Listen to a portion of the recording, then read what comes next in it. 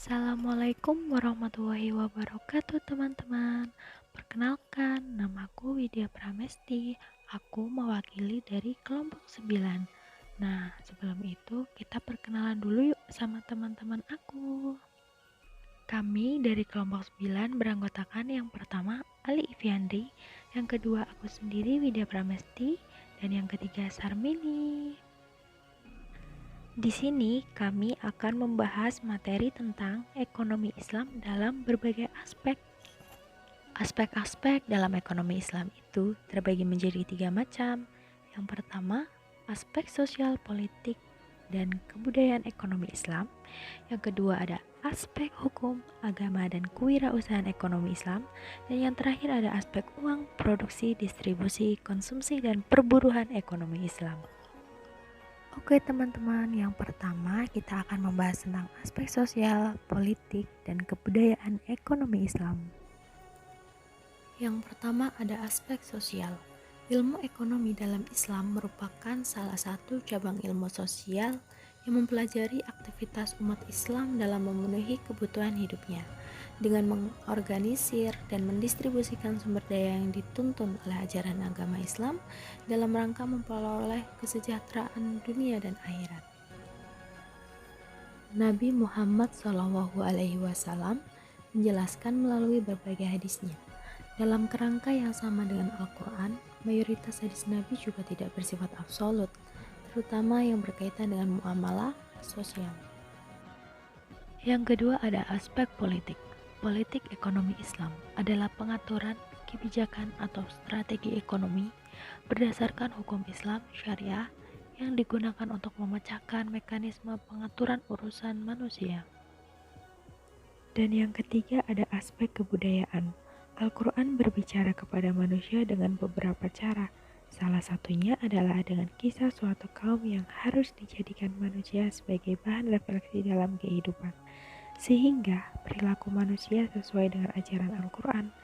Suatu perkembangan kebudayaan ditandai dengan perkembangan teknologi, ekonomi, politik, hukum, dan lain sebagainya.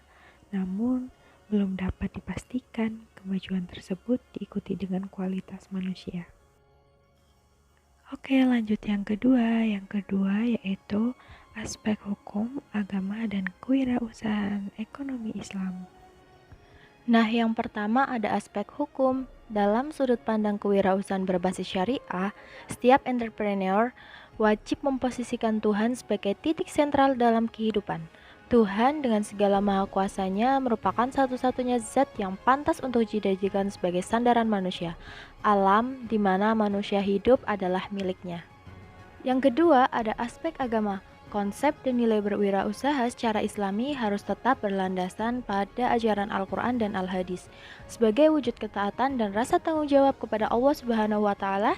Dalam menjalankan wirausaha, sejatinya tidak terlepas dari pertolongan dan petunjuk Allah Subhanahu wa Ta'ala. Yang ketiga, ada kewirausahaan. Agama Islam sangat kondusif untuk memerintahkan umatnya untuk berwirausaha. Dengan demikian, bukti-bukti empiris menunjukkan bahwa agama mempengaruhi perilaku ekonomi dan memiliki hubungan dengan para pelaku wirausaha. Dan yang terakhir ada aspek uang, produksi, distribusi, konsumsi, dan perburuhan ekonomi Islam. Kita mulai dari yang pertama, yaitu aspek uang.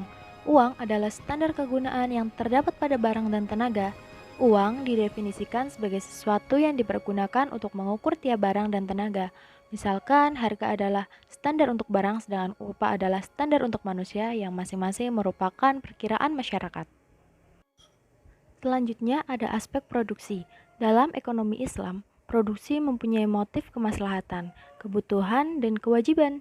Demikian pula konsumsi. Perilaku produksi merupakan usaha seseorang untuk kelompok dan melepaskan dirinya dari kefakiran.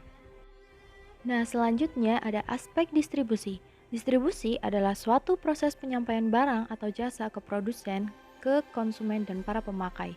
Saluran distribusi adalah suatu jalur perantara pemasaran dalam berbagai aspek barang atau jasa dari tangan produsen ke konsumen. Dan yang terakhir ada perburuhan. Buruh merupakan orang yang bekerja dan mendapatkan upah atau gaji atau imbalan sesuai dengan kesepakatan sebelumnya, baik secara harian, mingguan, maupun bulanan, beserta kompensasi-kompensasi lainnya yang melekat padanya. Nah, cukup sekian materi yang dapat kami sampaikan. Semoga bermanfaat bagi teman-teman yang melihatnya dan semoga mudah dipahami ya. Kami dari kelompok 9 mohon maaf apabila banyak kekurangan yang ada dalam video ini. Sebelum aku tutup, aku punya pesan nih buat kalian. Nah, buat kalian jangan sampai nggak pakai masker ya. Dah, cukup itu aja. Sampai berjumpa lagi teman-teman. Wassalamualaikum warahmatullahi wabarakatuh.